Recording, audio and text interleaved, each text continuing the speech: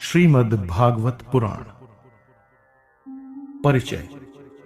संस्कृत भाषा में प्रत्येक श्लोक, वाक्य, शब्द, अक्षर, धातु, व्यंजन, स्वर, उपसर्ग और प्रत्यय में अनंत अर्थ, ज्ञान विज्ञान और दर्शन तत्व भरा पड़ा है। साथ ही संस्कृत के वृहत ग्रंथ तो और विविध विषयों के विश्वकोश हैं। अनेक ग्रंथ ऐसे भी हैं जो अनंत विविध और विभिन्न विषयों के समन्वय, सामंजस्यपूर्ण सुंदर व्याख्यान और भाष्य हैं। हमारे पुराण भी ऐसी ही निधियां हैं। इनमें श्रीमद् भागवत पुराण एक विश्व वंद्य महाग्रंथ और महाकाव्य है, जिसका काव्य सौंदर्य, तात्विक रहस्य और विषय बाहुल्यता विद्वान मान्य ही नहीं, अपितु विद्वत्ता को परखने की कसौटी भी है। प्राचीन काल में विद्वानों की परीक्षा की सर्वोत्तम वस्तु वस्तुतः भागवत ही थी। यही कारण है कि संस्कृत साहित्य और विशेषतः पुराण साहित्य में श्रीमद् भागवत का निराला स्थान है। ये पुराण ज्ञान, कूर्म और उपासना का एक अद्भुत समन्वय है। ये वैदिक साहित्य और संस्कृत साहित्य के गहन विषयों का खुला रहस्य है। यही नहीं, इसकी ज्ञेयता अनंत है। इसमें भूगोल, खगोल, इतिहास, दर्शन, विज्ञान, नीति, कला व अन्यान्य गणनातीत विषयों का मनोरंजक वर्णन है। साथ ही ये ईश्वरीय ज्ञान, वेदों की कुंजी, प्रकृति के रहस्यों का उद्घाटन और अभ्युदय, निश्रेयस यानी मुक्ति का सर्वोत्तम सोपान है। इसमें आध्यात्मिक, आधि दैविक और आधि भौतिक विज्ञान त्रय का बड़ा ही मनोरंजक वर्णन है। सर्वाधिक विलक्षण बात तो यह है कि इस पुराण में भारत के इतिहास के बहाने वेदों का गूढ़ रहस्य खोला गया है। श्रीमद् भागवत के रचयिता महर्षि व्यास जी ने भी इस महान धार्मिक ग्रंथ को अपने 18 पुराणों में सर्वश्रेष्ठ स्थान दिया है। उनका स्वयं का कथन है कि जब उन्हें पुराणों की रचना के बाद भी शांति नहीं मिली, तो उन्होंने श्रीमद् भागवत की रचना की और तब जाकर उन्हें परम शांति का अनुभव हुआ। भागवत शब्द का अर्थ है जो भगवान का हो।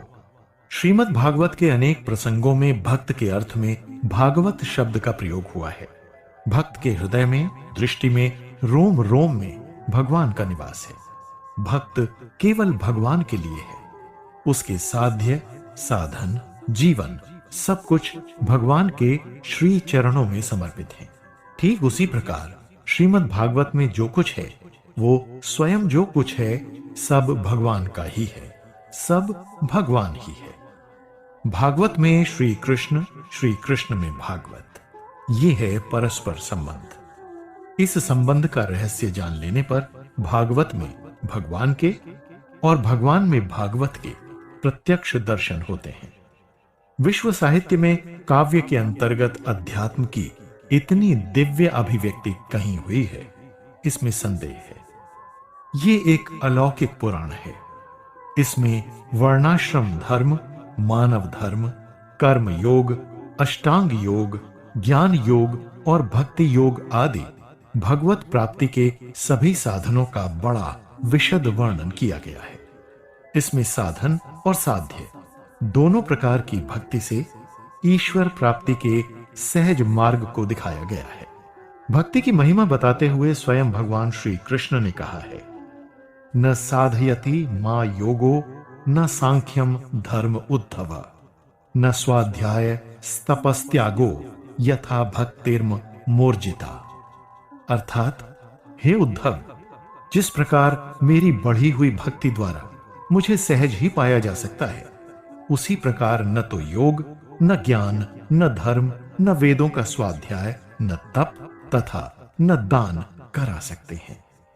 केवल श्रद्धा संपन्न भक्ति से मेरी प्राप्ति सहजता से सुलभ है।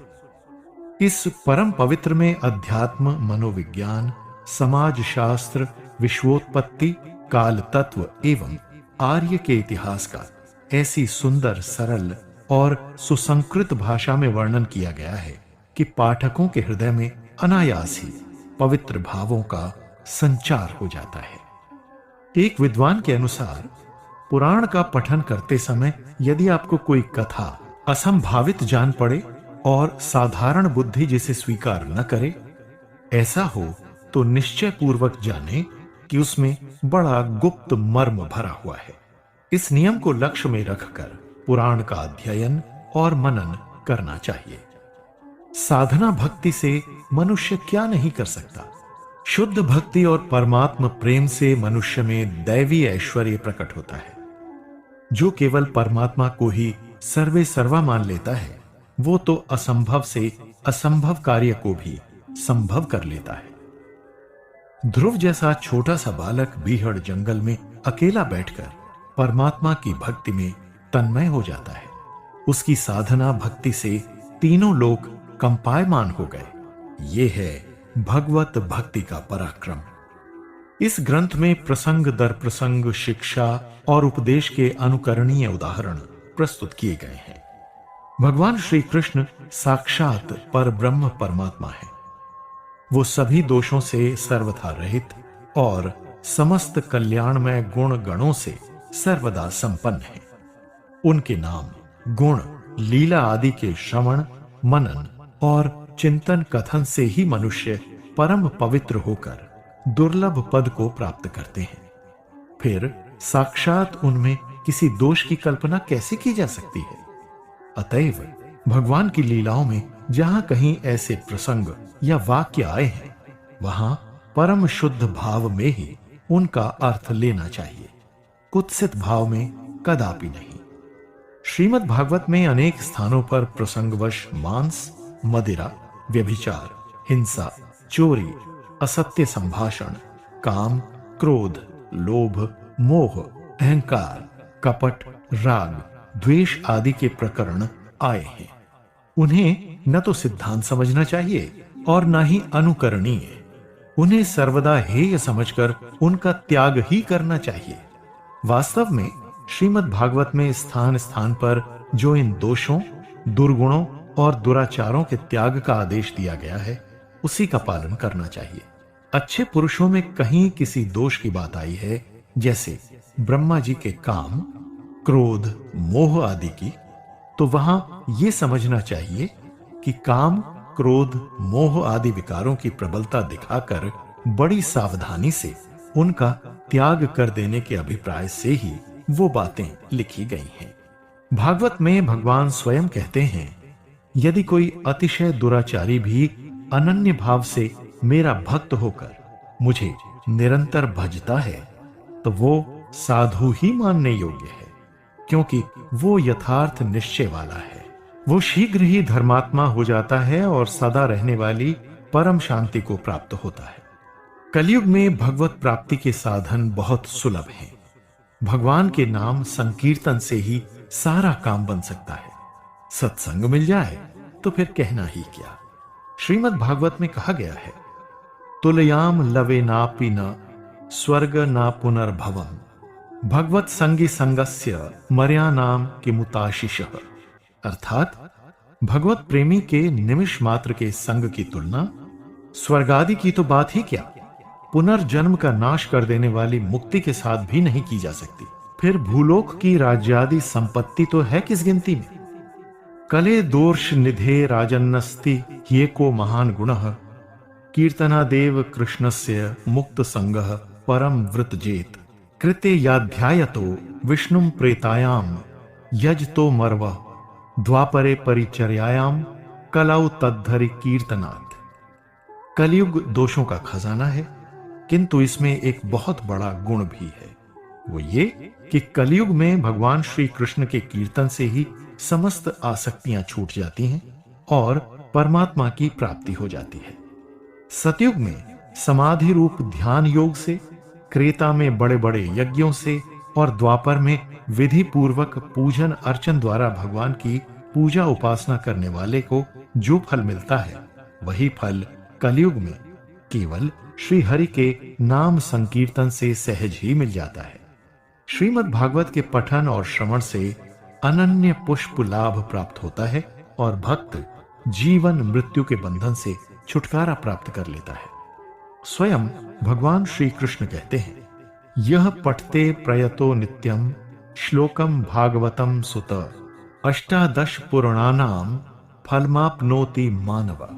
अर्थात जो प्रतिदिन पवित्र चित्त होकर भागवत के एक श्लोक का पाठ करता है, वो मनुष्य 18 पुराणों के पाठ का फल पा लेता है। नित्यम मम कथा यत्र तत्र तिष्ठन्ति वैष्णव कलिबाह्या नरास्तेव ये दर्शयन्ति सदा मम। जहां नित्य मेरी कथा होती है, वहां विष्णु पार्षद प्रहलाद आदि विद्यमान रहते हैं। जो मनुष्य सदा मेरे भागवत शास्त्र की पूजा उपासना करते हैं, वो कलि के अधिकार से अलग हैं। उन पर कलि का वश नहीं चलता। यत्र सत्र भवेत पुण्यम शास्त्रम भागवंत कलौ तत्र तत्र सदैवाहम भवामि त्रिदशहि सह।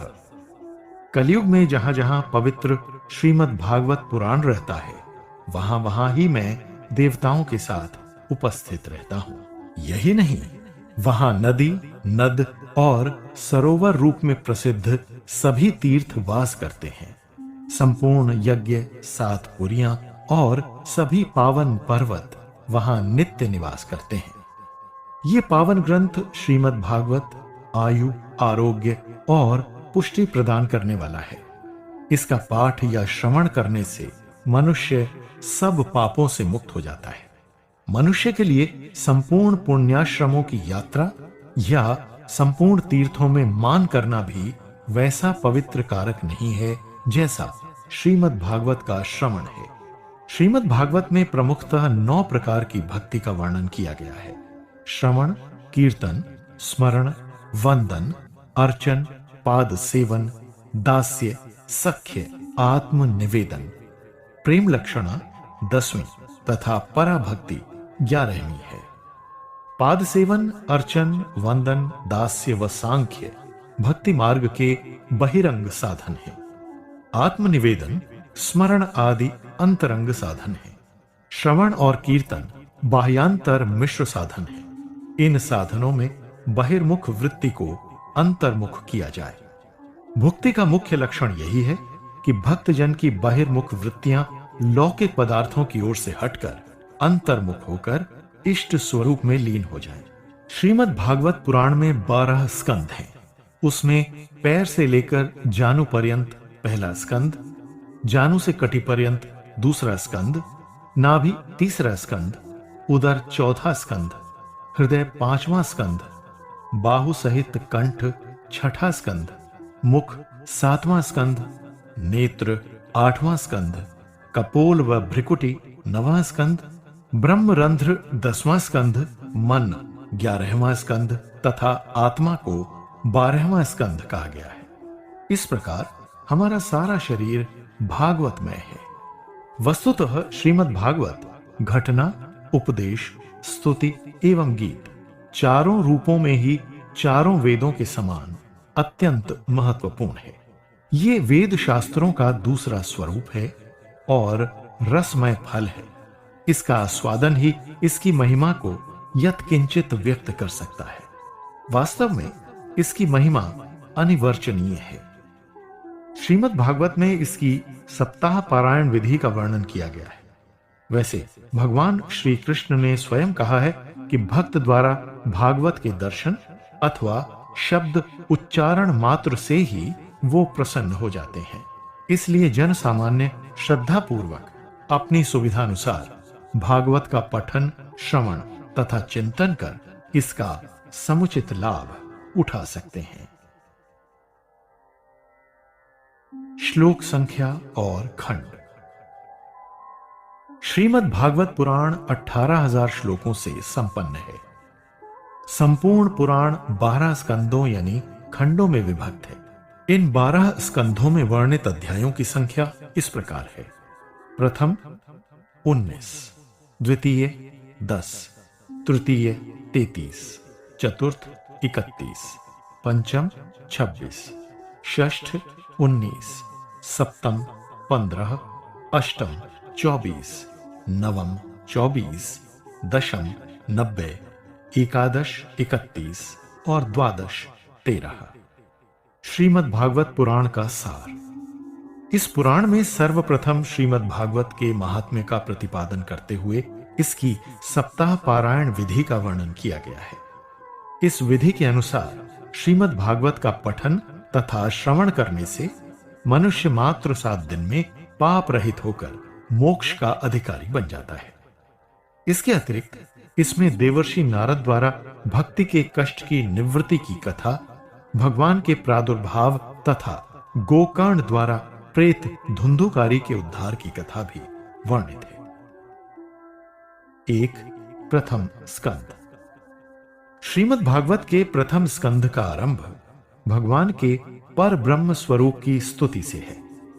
दूसरे अध्याय में शौनक आदि ऋषि मुनियों के श्री कृष्ण संबंधी प्रश्न पूछने पर महर्षि सूत जी द्वारा भगवत कथा तथा भगवत भक्ति के महात्म्य का विस्तृत वर्णन किया गया है। इसके बाद भगवान के लीलावतारों का संक्षिप्त परिचय वर्णित है। चौथे से छठे अध्याय तक भगवान के यश कीर्तन की महिमा तथा देवर्षि नारद के पूर्व जन्म के चरित्र का अद्भुत वर्णन किया गया है। 7वें अध्याय में सूत जी ने श्री कृष्ण से संबद्ध कथाओं के संदर्भ में अश्वत्थामा द्वारा द्रौपदी के सोते हुए पुत्रों के मस्तक काटने, अर्जुन द्वारा अश्वत्थामा को पराजित कर उसे बंदी बनाने तथा द्रौपदी एवं श्री कृष्ण के कहने पर अश्वत्थामा के मस्तक की मणि उतारकर उसे जीवित छोड़ने की कथा का वर्णन किया है। 8वें अध्याय में अश्वत्थामा द्वारा उत्तरा के गर्भ पर ब्रह्मास्त्र के प्रयोग तथा भगवान श्री कृष्ण द्वारा ब्रह्मास्त्र को निष्फल करने का प्रसंग वर्णित है। 9वें अध्याय में श्री कृष्ण एवं युधिष्ठिर के पितामह भीष्म के पास जाने और भीष्म द्वारा श्री कृष्ण की स्तुति कर प्राण त्यागने का बड़ा मार्मिक वर्णन किया है। 10वें अध्याय में श्री कृष्ण के द्वारिका गमन और 11वें अध्याय में द्वारिका में उनके स्वागत का सुंदर चित्रण किया गया है। 12वें अध्याय में अभिमन्यु पुत्र परीक्षित के जन्म तथा 13वें अध्याय में धृतराष्ट्र, गांधारी एवं विदुर जी के वन गमन का वृत्तांत है। 14वें एवं 15वें अध्याय में अर्जुन के द्वारिका से लौटने तथा पांडवों के हिमालय प्रस्थान का वर्णन किया गया है। 16वें अध्याय में परीक्षित की दिग्विजय तथा पृथ्वी एवं धर्म के संवाद के माध्यम से कलयुग के स्वरूप का निरूपण किया गया है। 17वें अध्याय में राजा परीक्षित द्वारा कलयुग के दमन तथा उसके लिए द्यूत, मद्य, स्त्री संग, हिंसा एवं स्वर्ण इन 5 स्थानों को निर्धारित किए जाने का वर्णन है। 18वें अध्याय में कली प्रभाव के कारण राजा परीक्षित द्वारा शमीक ऋषि के अपमान करने तथा शमीक ऋषि के पुत्र श्रृंगी मुनि द्वारा परीक्षित को शाप देने का प्रसंग है। इसी श्राप के कारण 7 दिनों के बाद तक्षक नाग द्वारा काटे जाने से राजा परीक्षित की मृत्यु हो गई थी। इस कथा के अंत में राजा परीक्षित को दिए गए श्राप के बारे में जानकर महर्षि शमीक द्वारा पुत्र के कार्य पर पश्चाताप करने का प्रसंग ऋषि मुनियों के उस स्वरूप को प्रकट करता है जिसमें वो काम, क्रोध, मद, लोभ व मोह को त्याग कर क्षमा, दया और परमार्थ को धर्म रूप में अंगीकार कर लेते हैं। अंतिम अध्याय में राजा परीक्षित द्वारा गंगा तट पर निवास करने और वहां महर्षि शुकदेव के आगमन के वर्णन के साथ ही ये स्कंध समाप्त हो जाता है। 2. द्वितीय खंड।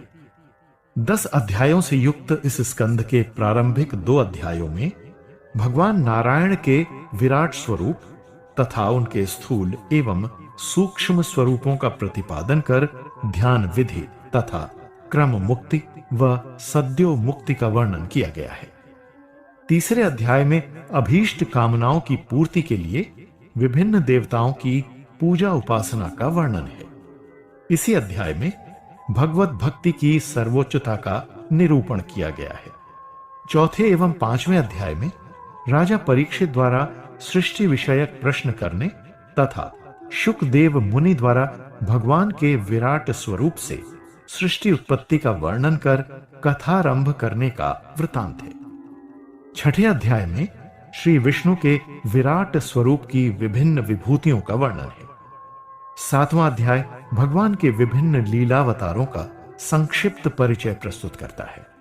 इसमें भगवान के हरि, दत्तात्रेय, हंस, सनकादि, सनक, सनंदन, सनातन और सनत कुमार, नर नारायण, ध्रुव, पृथु, हयग्रीव, ऋषभदेव, वराह, नृसिंह, श्रीराम धन्वंतरी, परशुराम आदि अवतारों से संबद्ध पौराणिक कथाओं का प्रसंगवश वर्णन किया गया है।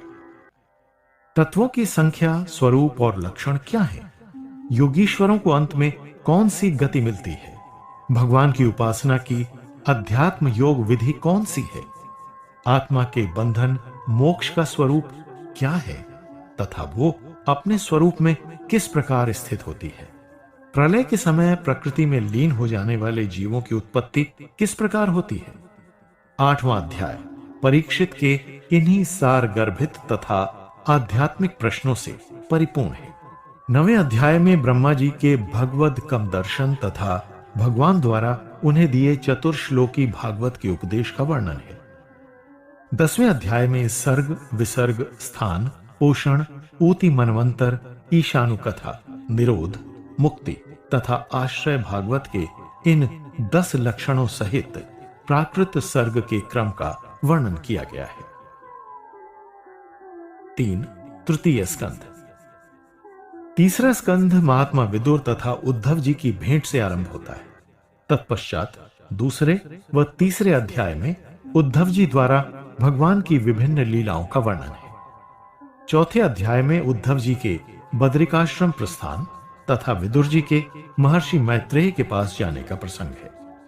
इसके बाद 5वें से 12वें अध्याय तक महर्षि मैत्रेय द्वारा सृष्टि क्रम, विराट शरीर एवं ब्रह्मा जी की उत्पत्ति, ब्रह्मा जी द्वारा भगवान की स्तुति, 10 प्रकार की सृष्टि, मनवंतर आदि काल विभाग तथा सृष्टि के विस्तार का विवेचन किया गया है।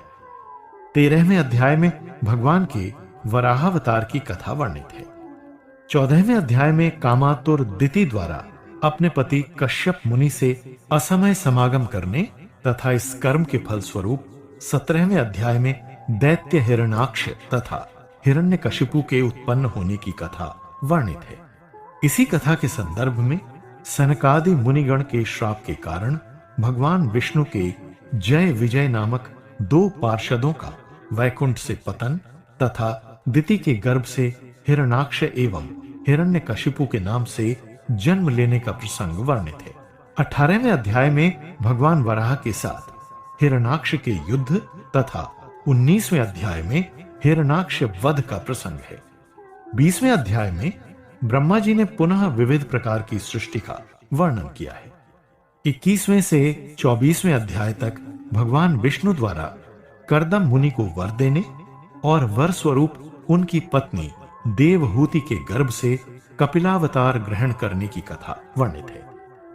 इसी अवतार में भगवान विष्णु ने सांख्य शास्त्र की रचना की थी। 25वें से 33वें अध्याय तक कपिल मुनि द्वारा सांख्य शास्त्र के गूढ़ रहस्यों का वर्णन कर अपनी माता देवहूति के प्रश्नों का निवारण किया गया है। इस प्रकार यह स्कंध यहीं समाप्त हो जाता है। 4. चतुर्थ स्कंद। श्रीमद् भागवत का चौथा स्कंध स्वयंभू मनु की कन्याओं के वंश वर्णन से आरंभ होता है। तत्पश्चात दूसरे से 7वें अध्याय तक दक्ष प्रजापति द्वारा भगवान शिव के अपमान, दक्ष यज्ञ में देवी सती के प्राण त्यागने, वीरभद्र की उत्पत्ति, दक्ष यज्ञ विध्वंस तथा भगवान शिव द्वारा दक्ष यज्ञ की पूर्ति का पौराणिक आख्यान वर्णित है। 8वें से 13वें अध्याय तक विष्णु भक्त ध्रुव से संबद्ध कथाएं वर्णित हैं। इनमें बालक ध्रुव के वनागमन, तपस्या द्वारा भगवान विष्णु से वरदान प्राप्त करने, ध्रुव यक्ष युद्ध कुबेर द्वारा ध्रुव को वरदान, ध्रुव का विष्णु लोक प्रस्थान तथा ध्रुव वंश सहित राजा अंग के चरित्र का वर्णन है। 14वें अध्याय में राजा वेन के चरित्र का प्रसंग है। तत्पश्चात 15वें से 23वें अध्याय तक राजा पृथु के आविर्भाव, उनके राज्याभिषेक, पृथ्वी द्वारा पृथु की स्तुति, पृथ्वी दोहन, राजा पृथु के अश्वमेध यज्ञ, राजा पृथु की यज्ञशाला में भगवान विष्णु के प्रकट होने, पृथु की कठोर तपस्या और उनके परलोक गमन के प्रसंगों का वर्णन है। 24वें अध्याय में पृथु की वंश परंपरा तथा प्रचेताओं को भगवान रुद्र के उपदेश का वर्णन है। इस स्कंध में मनुष्य जीवन की वास्तविकता, आध्यात्मिक दर्शन तथा तत्व ज्ञान को राजा पुरंजन की कथा द्वारा प्रस्तुत किया गया है। राजा प्राचीन बरही को आत्मविद्या का उपदेश देते समय देवर्षि नारद ने इस कथा का प्रतिपादन किया था। राजा पुरंजन की शिक्षाप्रद कथा इस प्रकार है। प्राचीन समय में पुरंजन नामक एक प्रतापी राजा हुआ। उसका अविज्ञात नामक एक मित्र था। उसके कर्म बड़े ही रहस्यपूर्ण थे, फिर भी उन दोनों मित्रों में बड़ा प्रेम भाव था। राजा पुरंजन भोग में लिप्त रहने वाला व्यक्ति था। एक दिन अपने रहने के लिए योग्य स्थान ढूंढते हुए पुरंजन ने हिमालय के दक्षिण तटवर्ती क्षेत्र में 9 द्वारों वाला एक नगर देखा। वो नगर सभी विषय भोगों से संपन्न था। नगर में उसकी दृष्टि एक सुंदर युवती पर पड़ी, जिसके साथ 10 सेवक तथा असंख्य सखियां थी। एक भयंकर नाग उस नगर का रक्षक था, जिसके 5 फन थे। उस सुंदर युवती को देखकर पुरंजन कामातुर हो गया और उसने युवती के समक्ष विवाह का प्रस्ताव रखा। युवती ने पुरंजन का प्रस्ताव स्वीकार कर उससे विवाह कर लिया। विवाह के उपरांत राजा पुरंजन ने नगर में निवास करते हुए अनेक वर्षों तक विषय भोगों का आनंद लिया। एक दिन पुरंजन 5 अश्वों के रथ पर सवार होकर अपने 11वें सेनापति के साथ शिकार पर गया। जब वो लौटकर आया तो उसने देखा कि रानी कुपित होकर कोप भवन में बैठी हुई है। उसने विभिन्न प्रकार के उद्योग करके रानी को प्रसन्न किया और पुनः भोग विलास में डूब गया। इस प्रकार पुरंजन की युवावस्था बीत गई। पुरंजन को भोग विलास में लीन देखकर उसके शत्रुओं गंधर्व चंडवेग तथा यवन राज भय ने 360 सैनिकों के साथ उसकी नगरी पर आक्रमण कर दिया। पंचमुखी नाग ने बड़ी वीरता से उनका सामना किया, किंतु अंत में वो उनसे परास्त हो गया। तत्पश्चात पुरंजन की सारी वैभवता खत्म हो गई। वो विवेकहीन हो गया। उसके भोग ऐश्वर्य क्षीण हो गए। यवनराज भय की आज्ञा से सैनिकों ने उसे बंदी बना लिया। यवनराज भय के बड़े भाई प्रज्वार ने पुरंजनपुरी को आग में भस्म कर दिया। तदनंतर यवनराज भय ने पुरंजन को मृत्यु दंड दे दिया। 29वें अध्याय में देवर्षि नारद पुरंजन की कथा का तात्पर्य स्पष्ट करते हुए कहते हैं, हे राजन, इस कथा में देवधारी जीव को पुरंजन 9 छिद्रों से युक्त जीव के शरीर को 9 द्वारों वाला नगर कहा गया है। अज्ञान व अविद्या के नगर में निवास करने वाली सुंदरी, 10 इंद्रियों को उसका सेवक तथा इंद्रियों की वृत्तियों को ही उसकी सखियां कहा गया है। अविद्या का आश्रय लेकर जीव इंद्रियों के माध्यम से ही विभिन्न विषयों को भोगता है। प्राण, अपावन, उदान, ध्यान एवं समान, इन 5 प्राण वायुओं को ही शरीर रूपी नगर की रक्षा करने वाला पंचमुखी नाग कहा गया है। ज्ञानेन्द्रिय पुरंजन के रथ के 5 अश्व, पाप व पुण्य रथ के 2 पहिए, मन बागडोर, बुद्धि सारथी, हृदय बैठने का स्थान, इंद्रियां आयुध तथा मन 11वां सेनापति है। इंद्रियों द्वारा विषयों को ग्रहण करना ही शिकार खेलना है। इसी शरीर रूपी रथ पर सवार होकर जीव मिथ्या विषयों के पीछे दौड़ता है। काल के वेग को ही शत्रु गंधर्व चंडवेग तथा वर्ष के 360 दिनों को उसके सैनिक कहा गया है, जो आयु का हरण करते हैं। इन्हीं से प्रतिदिन युद्ध करता करता पंच प्राण वाला पराजित हो जाता है। प्राणियों को पीड़ा पहुंचाकर उन्हें मृत्यु के मुख में ले जाने वाला शीत अथवा उष्ण ज्वर ही यवनराज भय का प्रज्वार नामक भाई है। पुरंजन की कथा के बाद भगवान नारायण द्वारा प्रचेताओं को वरदान देने की कथा वर्णित है। तत्पश्चात देवर्षि नारद द्वारा प्रचेताओं को उपदेश के साथ ही यह स्कंध समाप्त हो जाता है। 5. पंचम स्कंद। इस स्कंद में प्रियव्रत, आग्नेध्र, नाभि, ऋषभदेव तथा भरत आदि तेजस्वी तथा यशस्वी राजाओं के चरित्रों का वर्णन किया गया है। भरत चरित्र के संदर्भ में उनके मृग योनि में उत्पन्न होने, तत्पश्चात गंडकी नदी के पुण्य प्रताप से ब्राह्मण योनि में जन्म लेने तथा राजा रहुगण के संशयों का समाधान कर उन्हें आध्यात्मिक उपदेश देने का प्रसंग वर्णित है। इसके बाद भरत वंश का परिचय तथा भुवन कोश का वर्णन है। 17वें अध्याय में पावन गंगा के अवतरण तथा रुद्रदेव कृत भगवान संकर्षण की स्तुति वर्णित है। 18वें से 20वें अध्याय तक भारतवर्ष की पौराणिक भौगोलिक स्थिति, 6 द्वीपों तथा लोकालोक पर्वत का वर्णन है। 21वें अध्याय में सूर्य के रथ एवं उसकी गति तथा 22वें अध्याय में विभिन्न ग्रहों की स्थिति एवं गति का वर्णन है। इसके बाद शिशुमार चक्र का प्रतिपादन किया गया है।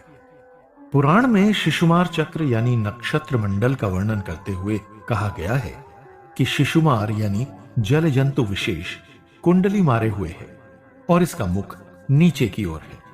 इसकी पूंछ के सिरे पर ध्रुव स्थित है। पूंछ के मध्य भाग में प्रजापति, अग्नि, इंद्र और धर्म है।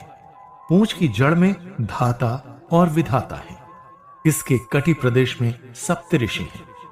ये शिशुमार दाहिनी ओर से कुड़कर कुंडली मारकर बैठा हुआ है। उत्तरायण के 14 नक्षत्र यानी अभिजित से लेकर पुनर्वसु तक इसके दाहिने भाग में तथा दक्षिणायन के 14 नक्षत्र यानी पुष्य से लेकर उत्तराषाढ़ा तक इसके बाएं भाग में है।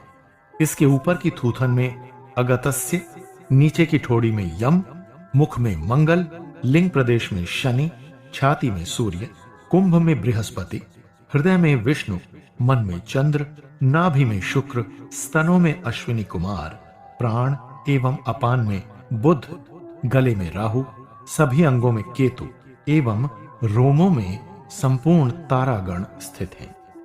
शिशुमार चक्र को भगवान विष्णु का सर्ववेदमय स्वरूप कहा गया है। ज्योतिष की दृष्टि से इसे अत्यंत महत्वपूर्ण कहा गया है। अंत में विभिन्न नरकों का वर्णन कर इस स्कंध का उपसंहार किया गया है। 6. षष्ठ स्कंध। इस स्कंध का आरंभ अजामिल की कथा से होता है। इसमें कान्यकुब्ज यानी कन्नौज में रहने वाले अजामिल नामक एक दुष्चरित्र ब्राह्मण की कथा है, जो जीवन भर पाप का संग्रह करने के बाद मृत्यु समय में अपने पुत्र नारायण को पुकारने के कारण वैकुंठ का अधिकारी बनता है। इस उपाख्यान के माध्यम से भगन नाम के महात्म्य का निरूपण किया गया है। इसके बाद भगवान द्वारा दक्ष को वरदान तथा दक्ष द्वारा देवर्षि नारद को श्राप देने की कथा वर्णित है। तत्पश्चात दक्ष कन्याओं के वंश का वर्णन किया गया है। 7वें अध्याय में देवगुरु बृहस्पति द्वारा देवगण को त्यागने तथा देवगण द्वारा विश्वरूप का देवगुरु के रूप में वरण करने का आख्यान वर्णित है।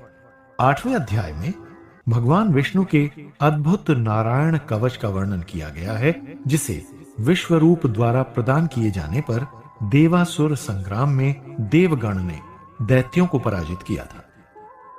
9वें से 12वें अध्याय तक देवराज इंद्र द्वारा विश्वरूप के वध, वृत्रासुर की उत्पत्ति तथा वृत्रासुर द्वारा देवगण की पराजय, देवगण द्वारा दधीचि मुनि की अस्थियों से वज्र निर्माण तथा वृत्रासुर वध की प्रसिद्ध कथा वर्णित है। तत्पश्चात वृत्रासुर के पूर्व जन्म का वर्णन करते हुए देवी पार्वती द्वारा राजा चित्रकेतु को श्राप देने का उल्लेख किया गया है। 18वें अध्याय में अदिति एवं दिति की संतानों तथा मरुद गण की उत्पत्ति का विस्तृत विवरण है। इस स्कंद का 19वां अध्याय पुंसवन व्रत की विधि का वर्णन होने के कारण अत्यंत महत्वपूर्ण तथा जनोपयोगी है। भक्तों की सभी कामनाओं को पूर्ण करने वाले इस व्रत का 1 वर्ष तक विधि पूर्वक अनुष्ठान करने से श्रेष्ठ गुणों से संपन्न पुत्र की प्राप्ति होती है। महर्षि कश्यप की आज्ञा से दिति ने इंद्र का वध करने की क्षमता रखने वाले एक पुत्र की कामना से सर्वप्रथम ये व्रत किया था। मार्गशीर्ष के शुक्ल पक्ष में आरंभ होने वाला ये पुण्यमय व्रत विशेषतया पति की आज्ञा से स्त्रियां करती हैं। इसमें प्रसाद विशेष से लक्ष्मी नारायण की पूजा होती है और 12 आहुतियां अग्नि को देते हैं। ये क्रम 12 मास तक चलता है और कार्तिक मास के अंतिम दिन स्त्री उपवास करती है। दूसरे दिन पाक यज्ञ के नियमानुसार अवशेष प्रसाद विशेष पत्नी को दिया जाता है, जिससे उसे अभीष्ट फल प्राप्त होता है। भगवान विष्णु को यह व्रत अत्यंत प्रिय है। जो भक्तजन इस पुंसवन व्रत का विधि पूर्वक अनुष्ठान करते हैं, उन्हें अभीष्ट वस्तुएं प्राप्त होती हैं। स्त्री द्वारा यह व्रत किए जाने पर उसे सौभाग्य, ऐश्वर्य, संपत्ति, संतान एवं यश आदि की प्राप्ति होती है। साथ ही उसका पति दीर्घायु होता है। जो मनुष्य श्राद्ध कर्मों में इसका पाठ करते हैं, उनके पितृगण तथा देवगण तृप्त होकर उन्हें मनोवांछित फल प्रदान करते हैं। 7. सप्तम स्कंद। इस स्कंद के आरंभ में राजा युधिष्ठिर के प्रश्न करने पर देवर्षि नारद द्वारा भगवान विष्णु के जय विजय नामक पार्षदों को श्राप मिलने की कथा का संक्षिप्त वर्णन किया गया है। तत्पश्चात दूसरे से 7वें अध्याय तक दैत्य हिरण्यकशिपु तथा उसके पुत्र विष्णु भक्त प्रहलाद के चरित्रों का वर्णन है। 8वें अध्याय में भगवान नृसिंह के प्रादुर्भाव तथा उनके द्वारा दैत्य हिरण्यकशिपु के संहार का आख्यान है। 10वें अध्याय में भगवान श्री विष्णु की कृपा से महादेव द्वारा त्रिपुर दहन की परम कल्याणमयी कथा वर्णित है। इसके बाद के अध्यायों में मानव धर्म, वर्ण धर्म, स्त्री धर्म, आश्रम धर्म, यति धर्म, गृहस्थ संबंधी सदाचार तथा मोक्ष धर्म का निरूपण किया गया है।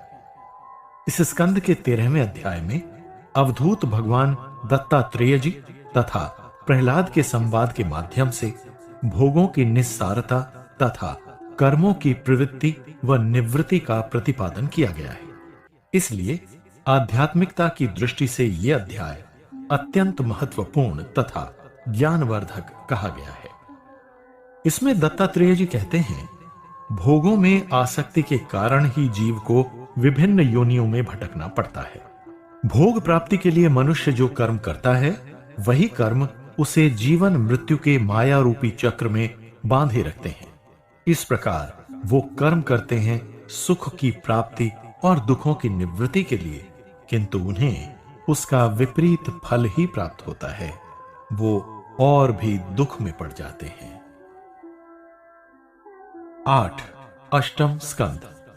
इस स्कंद के आरंभ में स्वयंभू, स्वारोचिष, औत्तम एवं तामस इन 4 मनवंतरों तथा भगवान विष्णु द्वारा इन मनवंतरों में लिए गए लीलावतारों का संक्षिप्त परिचय वर्णित है। दूसरे से 4थे अध्याय तक ग्राह यानी मगरमच्छ द्वारा गज को पकड़ने तथा स्तुति किए जाने पर भगवान विष्णु द्वारा उनके उद्धार की कथा वर्णित है। इसके बाद समुद्र मंथन का उद्योग भगवान शिव द्वारा विषपान अमृत के प्रकट होने तथा श्री विष्णु द्वारा मोहिनी अवतार धारण कर देवताओं को अमृत पान करवाने की प्रसिद्ध पौराणिक कथा वर्णित है। तदनंतर देवासुर संग्राम तथा भगवान शिव के मोहिनी रूप पर मोहित होने का वर्णन किया गया है। इसके बाद मनु आदि के कर्मों का निरूपण किया गया है। 15वें से 23वें अध्याय तक दैत्यराज बाली की स्वर्ग विजय, भगवान विष्णु के वामन अवतार धारण कर बाली से दान में 3 पग भूमि मांगने तथा बाली के पाताल जाने के प्रसंग वर्णित हैं। अंत में भगवान विष्णु के मत्स्यावतार का वर्णन कर इस स्कंद का उपसंहार किया गया है। 9. नवम स्कंद। वंशानुचरित पुराणों का एक और महत्वपूर्ण लक्षण है। पुराण 5 लक्षणों से युक्त हो या 10 लक्षणों से, उनमें वंशानुचरित का वर्णन अवश्य किया गया है। अन्य पुराणों की भांति श्रीमद् भागवत के इस स्कंद में भी विभिन्न पौराणिक वंशावलियों का वर्णन किया गया है। इसमें सर्वप्रथम वैवस्वत मनु तथा उनके 5 पुत्रों के वंशों का वर्णन है। तत्पश्चात इक्ष्वाकु, निमि, चंद्र, शर्याति, रजि, भरत, पांचाल, कौरव, पुरु, मगध, यदु, अनु, मगध, तुर्वसु तथा विदर्भ आदि के तेजस्वी राजवंशों का वर्णन किया गया है। वंशानुचरित का परिचय देते हुए सुद्युम्न महर्षि च्यवन, अम्बरीश सौभरी, मुनि परशुराम, पुरूरवा त्रिशंकु, हरिश्चंद्र, रंतिदेव सगर, भगीरथ, सौदास, श्री राम, ययाति दुष्यंत तथा जरासंध से संबंधित अनेक पौराणिक कथाओं का वर्णन किया गया है। 10. दशम स्कंद। दशम स्कंद श्रीमद् भागवत का अत्यंत महत्वपूर्ण खंड होने के साथ साथ इस पुराण का मूल आधार भी है। 90 अध्यायों से युक्त ये स्कंद इस पुराण का सबसे विस्तृत स्कंद है। इसमें भगवान विष्णु के श्री कृष्णावतार से संबद्ध लीलाओं का वर्णन किया गया है। भगवान श्री कृष्ण के जन्म से लेकर उनके गोलोक पधारने तक की सभी पौराणिक घटनाएं इसमें संकलित हैं। भगवान श्री कृष्ण के चरित्र को क्रमबद्ध प्रस्तुत करने के लिए पुराणकार ने इस स्कंध को पूर्वार्ध तथा उत्तरार्ध 2 खंडों में विभाजित किया है। पूर्वार्ध खंड में सर्वप्रथम यदुवंशी राजा वासुदेव एवं देवकी के विवाह, कंस द्वारा उन्हें बंदी बनाने तथा देवकी के 6 पुत्रों के वध के प्रसंग हैं। इसके बाद शेष जी द्वारा 7वें पुत्र के रूप में देवकी के गर्भ में प्रवेश करने, भगवान विष्णु की आज्ञा से योग माया द्वारा उन्हें देवकी के गर्भ से निकालकर रोहिणी के गर्भ में स्थित करने तथा स्वयं गोकुल में नंद बाबा की पत्नी यशोदा के गर्भ में स्थित होने के प्रसंग वर्णित हैं। तत्पश्चात भगवान विष्णु द्वारा अपने अंश रूप से देवकी के गर्भ में स्थित होने तथा शिव, ब्रह्मा एवं इंद्रादि देवगण द्वारा उनकी स्तुति करने का प्रसंग है। इस स्तुति में वृक्ष रूपी प्रकृति और पक्षी रूपी भगवान के माध्यम से अध्यात्म का गूढ़ सार प्रस्तुत किया गया है। तीसरे अध्याय में भाद्रपद महीने की कृष्ण पक्ष की अष्टमी को रोहिणी नक्षत्र में भगवान श्री कृष्ण के अवतार लेने की कथा है। जन्म के बाद भगवान अपने वास्तविक स्वरूप में प्रकट होकर वासुदेव तथा देवकी को उनके पूर्व जन्मों का स्मरण करवाते हैं। पूर्व जन्म में वासुदेव सुतपा नामक प्रजापति तथा देवकी प्रश्नि नाम से उनकी पत्नी थी। उन्होंने तब कठोर तपस्या कर भगवान विष्णु से वरदान में उनके समान पुत्र मांगा था। क्योंकि संसार में भगवान विष्णु के सदृश कोई नहीं है, इसलिए उन्होंने स्वयं उनके घर प्रश्नि गर्भ नाम से अवतार लिया। तत्पश्चात सुतपा एवं प्रश्नि अगले जन्म में कश्यप तथा अदिति हुए। उस समय भगवान विष्णु उपेंद्र नाम से अदिति के गर्भ से अवतरित हुए थे। इस अवतार में शरीर अत्यंत छोटा होने के कारण वो वामन नाम से प्रसिद्ध हुए। इसी अध्याय में वासुदेव द्वारा श्री कृष्ण को यशोदा के पास छोड़ने और उसकी पुत्री को मथुरा लाने के प्रसंग हैं। चौथे अध्याय में पापी कंस के हाथ से छूटकर योग माया के आकाश में जाने तथा उनके द्वारा अष्टभुजाधारी देवी का स्वरूप धारण करके भविष्यवाणी करने का प्रसंग वर्णित है। 5वें अध्याय में गोकुल में भगवान श्री कृष्ण के जन्मोत्सव का अत्यंत मनोहारी वर्णन किया गया है। 6ठे अध्याय से भगवान श्री कृष्ण की बाल लीलाओं का वर्णन आरंभ होता है। इस अध्याय में श्री कृष्ण द्वारा राक्षसी पूतना के वध की कथा है। 7वें अध्याय में शकट भंजन तथा तृणावर्त उद्धार की कथाएं वर्णित हैं। 8वें अध्याय में यदुवंश के कुलगुरु गर्गाचार्य जी द्वारा भगवान श्री कृष्ण और बलराम के नामकरण का प्रसंग है। नामकरण करते हुए गर्गाचार्य जी कहते हैं, हे नंद, तुम्हारा ये सांवला पुत्र प्रत्येक युग में शरीर ग्रहण करता है। पिछले युगों में इसने क्रमशः श्वेत, रक्त और पीत ये 3 रंग स्वीकार किए थे। इस जन्म में ये कृष्ण वर्ण हुआ है, इसलिए हे नंद, इसका नाम कृष्ण होगा। ये बालक पहले कभी वासुदेव जी के घर भी उत्पन्न हुआ था, इसलिए इस रहस्य को जानने वाले इसे श्रीमान वासुदेव भी कहेंगे। इससे प्रेम करने वालों को शत्रु कभी जीत नहीं सकेंगे। तदनंतर श्री कृष्ण द्वारा माखन चुराने, मिट्टी खाने तथा यशोदा द्वारा उनके मुख में ब्रह्मांड देखने की लीलाओं का सुंदर वर्णन है। 9वें एवं 10वें अध्याय में यशोदा द्वारा श्री कृष्ण को ऊखल से बांधे जाने, देवर्षि नारद द्वारा नलकूबर एवं मणिग्रीव को शाप देने तथा ऊखल से बंधे श्री कृष्ण द्वारा उनके उद्धार की कथाएं वर्णित हैं। 11वें अध्याय में भगवान श्री कृष्ण के वृंदावन प्रस्थान तथा वत्सासुर एवं बकासुर के उद्धार के प्रसंग है। 12वें अध्याय में दैत्य अघासुर के उद्धार की कथा वर्णित है। 13वें और 14वें अध्याय में मोहवश ब्रह्मा जी द्वारा गायों सहित ग्वाल बालों को अदृश्य करने तथा भगवान श्री कृष्ण द्वारा ग्वाल बालों एवं गायों का रूप धारण कर 1 वर्ष तक लीला करने की कथा है। 15वें एवं 16वें अध्याय में धेनुकासुर के उद्धार तथा भगवान श्री कृष्ण द्वारा कालिया नाग का मान मर्दन करने के प्रसंग हैं। तदनंतर बलराम जी द्वारा दैत्य प्रलंबासुर के उद्धार तथा ब्रजवासियों की रक्षा द्वारा दावानल को पीने के प्रसंग हैं। 20वें अध्याय में वर्षा तथा शरद ऋतु का वर्णन कर वृंदावन की शोभा का अद्भुत चित्रण किया गया है। 21वें अध्याय में भगवान श्री कृष्ण की बांसुरी की मधुर स्वर लहरियों का वर्णन करते हुए यह कहा गया है कि श्री कृष्ण की वह वंशी ध्वनि भगवान के प्रति प्रेम भाव को, उनके मिलन की आकांक्षा को उत्पन्न करने वाली थी। उसे सुनकर गोपियों का हृदय प्रेम से परिपूर्ण हो गया और वो अपने प्रियतम श्री कृष्ण को निहारते हुए बांसुरी के माधुर्य स्वरों में लीन हो जाती हैं। 22वें अध्याय में भगवान श्री कृष्ण द्वारा गोपियों के चीर हरण की लीला वर्णित है। 23वें से 27वें अध्याय तक श्री कृष्ण द्वारा ब्राह्मण पत्नियों पर कृपा करने, इंद्र यज्ञ के निवारण, ब्रजवासियों की रक्षा के लिए गोवर्धन धारण करने, नंद द्वारा गोपों को भगवान श्री कृष्ण का प्रभाव बताने तथा देवराज इंद्र एवं कामधेनु द्वारा श्री कृष्ण के अभिषेक का वर्णन है। तत्पश्चात वरुण द्वारा नंद को बंदी बनाए जाने तथा श्री कृष्ण द्वारा नंद बाबा को वरुण लोक से सकुशल वापस लाने का वृतांत है। 29वें अध्याय में भगवान श्री कृष्ण की परम आनंद प्रदायक रास लीला का वर्णन है।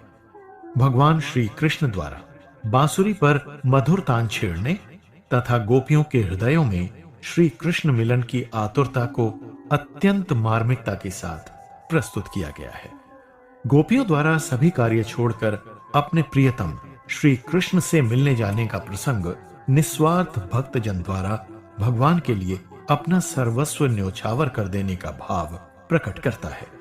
इसके पश्चात भगवान श्री कृष्ण द्वारा आध्यात्मिकता की दृष्टि से प्रेम के विभिन्न स्वरूपों का निरूपण किया गया है। 33वें अध्याय में यमुना के पावन तट पर श्री कृष्ण द्वारा गोपियों के साथ किए गए महारास का वर्णन है। यह अध्याय भगवान श्री कृष्ण के प्रेममय स्वरूप को प्रस्तुत करता है। इसके बाद सुदर्शन नामक विद्याधर तथा कुबेर पार्षद शंखचूड़ के उद्धार का प्रसंग वर्णित है। 35वें अध्याय में गोपियों के युगल गीत का वर्णन है। तत्पश्चात दैत्य अरिष्टासुर का उद्धार, देवर्षि नारद द्वारा कंस को कृष्ण जन्म के रहस्य बताने तथा कंस द्वारा अक्रूर को ब्रज भेजने की कथा है। 37वें अध्याय में श्री कृष्ण द्वारा केशी एवं व्योमासुर के उद्धार तथा देवर्षि नारद द्वारा श्री कृष्ण की रति का वर्णन है। इसके बाद अक्रूर जी सहित श्री कृष्ण बलराम का मथुरा गमन, कुब्जा व सुदामा माली पर कृपा, शिव धनुष भंग, कुवलया पीड़ नामक हाथी तथा चारूण आदि योद्धाओं के साथ पापी कंस के उद्धार के प्रसंग हैं। 45वें अध्याय में भगवान श्री कृष्ण और बलराम के यज्ञोपवीत संस्कार, उज्जैन में संदीपनी मुनि के पास विद्या ग्रहण करने तथा दैत्य पंचजन के उद्धार के प्रसंग वर्णित हैं। इसके बाद श्री कृष्ण की आज्ञा से उद्धव की ब्रज यात्रा तथा गोपियों द्वारा प्रस्तुत भ्रमर गीत का वर्णन है।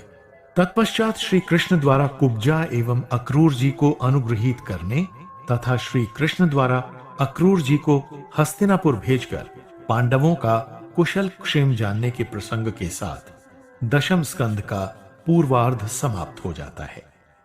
दशम स्कंद के उत्तरार्ध का आरंभ मगध नरेश जरासंध द्वारा मथुरा पर आक्रमण करने, श्री कृष्ण द्वारा उसे पराजित कर जीवित छोड़ने तथा द्वारिका के निर्माण की कथा से होता है। इसके बाद काल यवन के भस्म होने तथा इक्ष्वाकु वंशी राजा मुचकुंद की कथा आती है। 52वें अध्याय में बलराम रेवती विवाह तथा रुक्मिणी द्वारा श्री कृष्ण को विवाह संदेश भेजने के प्रसंग वर्णित है। इसके बाद श्री कृष्ण द्वारा रुक्मिणी के हरण, शिशुपाल आदि दुष्ट राजाओं को पराजित कर रुक्मिणी को जीवित छोड़ने तथा द्वारिका में रुक्मिणी से विवाह करने के प्रसंग है। 55वें अध्याय में रुक्मिणी के गर्भ से वीर प्रद्युम्न के जन्म, शंबरासुर द्वारा प्रसुप्त के हरण तथा शंबरासुर के वध का वर्णन है। तत्पश्चात स्यमंतक मणि की कथा तथा उसके अंतर्गत जामवंत पुत्री जामवती एवं सत्राजित की पुत्री सत्यभामा के साथ श्री कृष्ण के विवाह के प्रसंग है। इसके बाद स्यमंतक हरण तथा श्री कृष्ण द्वारा शतधन्वा के उद्धार की कथा है। 58वें अध्याय में श्री कृष्ण के विवाहों का संक्षिप्त परिचय दिया गया है। इसके बाद पृथ्वी पुत्र भौमासुर के वध तथा 16,000 राजकुमारियों के साथ श्री कृष्ण के विवाह का वर्णन है। इसी संदर्भ में सत्यभामा की इच्छानुसार श्री कृष्ण द्वारा स्वर्ग से कल्प वृक्ष लाने का वर्णन है। तत्पश्चात भगवान श्री कृष्ण की संतति उषा अनिरुद्ध के मिलन, श्री कृष्ण एवं दैत्य बाणासुर के युद्ध तथा राजा नृग के उद्धार का वर्णन है। इसके बाद पौंड्रक, काशी नरेश एवं विविध वानर के उद्धार तथा सांब लक्ष्मणा के विवाह के प्रसंग हैं। 71वें से 75वें अध्याय तक पांडवों द्वारा अश्वमेध यज्ञ का आयोजन करने, जरासंध एवं चेदी नरेश शिशुपाल के उद्धार तथा भगवान श्री कृष्ण की अग्र पूजा का वर्णन है। 76वें से 79वें अध्याय तक शाल्व, दंत वक्त्र, विदुरथ तथा बलवल के संहार के प्रसंग हैं। 80वें और 81वें अध्याय में भगवान श्री कृष्ण के मित्र सुदामा की कथा वर्णित है। ये कथा जहां भक्तजन के निर्मल भावों एवं भगवान के प्रति उनकी अगाध श्रद्धा को प्रदर्शित करती है, वहीं भक्तों के प्रति भगवान श्री कृष्ण के स्नेह को भी दर्शाती है। इसके बाद भगवान श्री कृष्ण द्वारा पिता वासुदेव को ब्रह्म ज्ञान का उपदेश देने तथा माता देवकी को उनके 6 मृत पुत्रों के दर्शन करवाने की कथाएं हैं।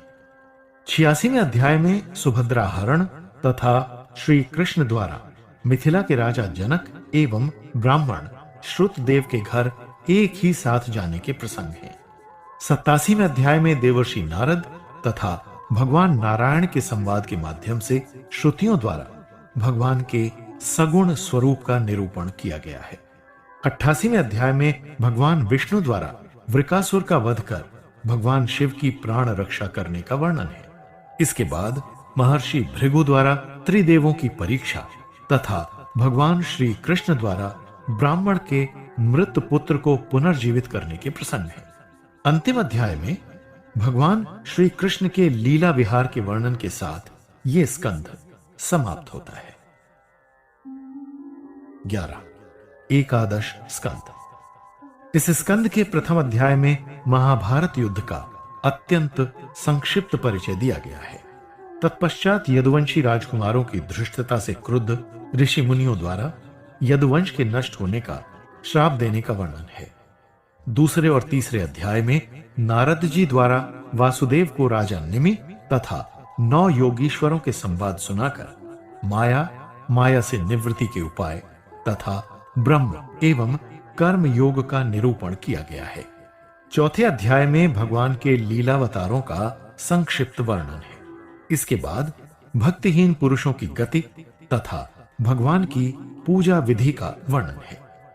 7वें से 9वें अध्याय तक भगवान श्री कृष्ण द्वारा अवधूतोपाख्यान द्वारा विभिन्न गुरुजन तथा उनसे प्राप्त शिक्षाओं का वर्णन है। कुछ प्रमुख गुरु और उनसे संबद्ध शिक्षाएं इस प्रकार हैं। गुरु, प्राप्त शिक्षा और ज्ञान। पृथ्वी, मनुष्य पृथ्वी पर अनेक उत्पात करते हैं, किंतु वो न तो किसी से प्रतिशोध लेती है और न ही शोकातुर होकर विलाप करती है। अतः पृथ्वी से धैर्य और क्षमा की शिक्षा लेनी चाहिए। प्राणी को चाहिए कि वो कदापि अपना धैर्य न खोए और न ही क्रोध करे। प्राणवायु, प्राणवायु से शिक्षा मिलती है कि जिस प्रकार वो आहार मात्र की इच्छा रखता है और उसकी प्राप्ति से संतुष्ट हो जाता है, वैसे ही साधक को भी केवल उतने ही विषय भोगों का उपभोग करना चाहिए जिनसे बुद्धि विकृति से बची रहे और मन चंचल न हो। आकाश, जैसे आग लगने, पानी बरसने, अन्नादि उत्पन्न होने अथवा नष्ट होने से आकाश पूर्णतया अछूता और अखंड रहता है, उसी प्रकार मनुष्य द्वारा आत्मा को भी अखंड और पृथक मानना चाहिए। जल, जल स्वभाव से ही स्वच्छ, मधुर और पवित्र करने वाला होता है तथा गंगा आदि तीर्थों के दर्शन, स्पर्श और नामोच्चारण मात्र से ही लोग पवित्र हो जाते हैं। इसलिए साधक को जल से शुद्ध, स्निग्ध, मधुरभाषी और लोक पावन होने की शिक्षा प्राप्त करनी चाहिए, जिससे कि उसका दर्शन, स्पर्श अथवा नामोच्चारण करने वाला भी पवित्र हो जाए। अग्नि, जैसे अग्नि सभी पदार्थ खा लेने के बाद भी उसके दोषों से प्रभावित नहीं होती, वैसे ही साधक को समस्त विषयों का उपभोग करते हुए भी अपने मन और इंद्रियों को वश में रखना चाहिए। दोषों को ग्रहण नहीं करना चाहिए। समुद्र, समुद्र से ये शिक्षा मिलती है कि साधक को सदा प्रसन्न तथा गंभीर रहना चाहिए। साधक को ज्वार भाटे और तरंगों रहित समुद्र के समान शांत रहना चाहिए। चंद्रमा, काल के प्रभाव से चंद्रमा की कलाएं घटती बढ़ती रहती हैं, किंतु वो सदा स्थिर रहता है। इसी प्रकार जन्म से लेकर मृत्यु तक सभी अवस्थाएं शरीर की हैं। आत्मा से उनका कोई संबंध नहीं है। सिर्फ शरीर का नाश होता है, आत्मा तो सदा स्थिर रहती है। सूर्य, जैसे सूर्य अपनी किरणों से जल अवशोषित कर समय पर उसे पुनः बरसा देता है, वैसे ही साधक को भी विषयों का भोग कर समय पर उनका त्याग कर देना चाहिए। कपोत, किसी वन में एक कपोत यानी कबूतर अपने परिवार के साथ रहता था। एक बार जब वो अन्न लाने के लिए गया हुआ था, तब एक शिकारी ने जाल बिछाकर उसके परिवार को पकड़ लिया। ये देखकर वो मूर्ख बड़ा दुखी हुआ और परिवार के मोह में पड़कर स्वयं भी उस जाल में कूद गया। इससे ये शिक्षा मिलती है कि जो गृहस्थ परिवार और विषयों में आसक्त हो जाता है, उसे कभी शांति प्राप्त नहीं होती। वो उसी कपोत के समान अपने परिवार के साथ कष्ट भोगता है। अजगर, जिस प्रकार अजगर भोजन न मिलने पर भी कोई चेष्टा नहीं करता और अनेक दिनों तक भूखा ही पड़ा रहता है, उसी प्रकार साधक को भी भोजन के लिए कोई चेष्टा नहीं करनी चाहिए। जो भी बिना मांगे मिल जाए, उसे ही खाकर जीवन निर्वाह करना चाहिए। पतंगा, जैसे पतंगा रूप से मोहित होकर आग में कूद पड़ता है और जलकर मर जाता है, वैसे ही इंद्रियों पर नियंत्रण न रखने वाला पुरुष स्त्री पर आसक्त होकर अज्ञान रूपी अंधकार में गिर जाता है और पतंगे के समान नष्ट हो जाता है। मधुमक्खी, मधुमक्खी से शिक्षा मिलती है कि साधक को सायंकाल या दूसरे दिन के लिए भिक्षा का संग्रह नहीं करना चाहिए। गज, गज अर्थात हाथी को पकड़ने के लिए शिकारी काठ की हथनी का प्रयोग करते हैं। उसे स्पर्श करने के प्रयास में गज शिकारियों द्वारा पकड़ा जाता है। उसी प्रकार सन्यासी को काठ से बनी स्त्री का भी स्पर्श नहीं करना चाहिए, अन्यथा उसे भी दुख भोगने पड़ते हैं। सर्प, साधक को सर्प से शिक्षा ग्रहण करके उसकी भांति अकेले ही विचरना चाहिए, मंडली अथवा कुटुंब नहीं बनाना चाहिए। मधुहर्ता, मधु निकालने वाले पुरुष से शिक्षा मिलती है कि जिस प्रकार वो मधुमक्खियों द्वारा संचित मधु यानी शहद निकाल लेता है, उसी प्रकार जो लोग संचित धन का न दान करते हैं और न ही उपभोग, उनका संचित धन कोई दूसरा मनुष्य ही भोगता है। मृग, मृग से शिक्षा मिलती है कि सन्यासी को कभी विषय संबंधी संगीत नहीं सुनना चाहिए। अन्यथा जिस प्रकार मृग व्याध के गीत से मोहित होकर बंध जाता है, वैसे ही साधक भी विषय संबंधी संगीत सुनकर विषयों में बंध जाता है। बालक से यह शिक्षा मिलती है कि साधक को स्वयं के मान अपमान का कोई ध्यान नहीं रखना चाहिए। बालक के समान उसे अपनी आत्मा में मग्न रहना चाहिए। मीन, जिस प्रकार मीन यानी मछली कांटे में लगे हुए मांस के टुकड़े के लोभ में अपने प्राण गंवा बैठती है, उसी प्रकार स्वाद का लोभी मनुष्य भी अनेक दुख भोगता है। अतः साधक को अपनी रसनेन्द्रिय को वश में रखना चाहिए। पिंगला वेश्या। मिथिला में पिंगला नामक एक वेश्या रहती थी। वो अत्यंत रूपवती थी। एक दिन वो घर के द्वार पर खड़ी किसी धनी पुरुष के आने की प्रतीक्षा कर रही थी। इस प्रकार आधी रात बीत गई। अंत में वो आशा छोड़कर निश्चिंत होकर सो गई। इससे शिक्षा मिलती है कि आशा सबसे बड़ा दुख और निराशा सबसे बड़ा सुख है। कुररी पक्षी। एक बार एक कुररी पक्षी मांस का एक टुकड़ा लिए हुए था।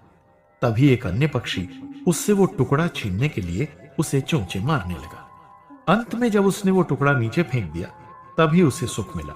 इससे शिक्षा मिलती है कि भक्त को कभी अनावश्यक संग्रह नहीं करना चाहिए, अन्यथा उसे कुररी पक्षी के समान दुख झेलने पड़ते हैं। कुंवारी कन्या। एक बार एक कन्या के घर कुछ अतिथि आए। उसके परिजन उस दिन कहीं गए हुए थे, इसलिए भोजन के लिए वो एकांत में धान कूटने लगी। इससे उसके हाथों की चूड़ियां तीव्र स्वर में बजने लगीं। ये सोचकर कि स्वर सुनकर अतिथि समझ जाएंगे कि वो स्वयं धान कूट रही है, उसने हाथों में दो दो चूड़ियां छोड़कर शेष तोड़ दी। किंतु वो भी बजने लगी। तब उसने एक एक और तोड़ दी। जब हाथों में केवल एक एक चूड़ी रह गई, तब किसी प्रकार की आवाज नहीं हुई। इसी प्रकार यदि दो मनुष्य साथ रहते हैं तो उनमें कलह अवश्य होती है। इसलिए साधक को सदैव अकेले विचरना चाहिए। बाण निर्माता। एक बार बाण बनाने वाला एक कारीगर बाण बनाने में इतना मग्न था कि उसे अपने पास से ढोल बाजे बजाते हुए निकलने वाली राजा की सवारी का भी पता नहीं चला। इसी प्रकार साधक को भी वैराग्य एवं अभ्यास द्वारा अपने मन को एकाग्र कर वश में कर लेना चाहिए। मकड़ी इच्छानुसार जाला बुनकर उसमें विहार करती है, किंतु उसमें उलझती नहीं है। इसी प्रकार मनुष्य को भी माया रूपी संसार में रहकर भी उसमें उलझना नहीं चाहिए। ततैया।